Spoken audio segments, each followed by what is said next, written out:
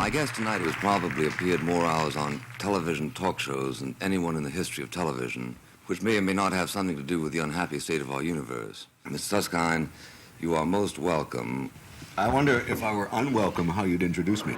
Bill was a provocateur, a public brawler. Please don't proceed as though you had just made a cosmic breakthrough.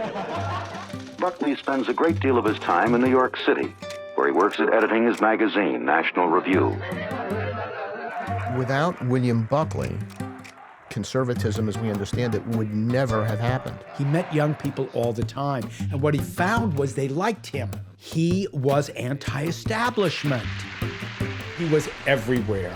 You'd open up a newspaper and see him there. You'd see his books in the bookstore. You almost couldn't escape Bill Buckley. So the subject of your own intolerance of other people's point of view is, I think, itself linguistically interesting. Or he would have known Chomsky, or he would have Huey Newton, William Kunstler, people that he disagreed with profoundly. See, the trouble with you is that you get very resentful whenever anybody reminds you of what you say. If I said what you said, I'd feel the same way. It was an almost unstoppable energy. Much better looking, much younger looking than on television. So he decides to run for mayor. It is instructive to meditate upon the rise of crime and our apparent acclamation to it. They're upset about drugs. They're upset about crime.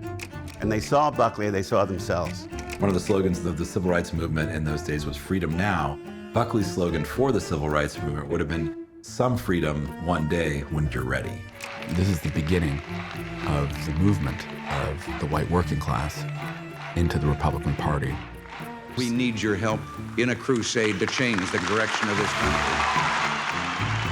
The conservative movement had become a machine that Buckley had helped build, but now was beyond his ability to fully control. You know, when you're on the boat, it doesn't matter how fast you're moving. You just have to keep moving some way.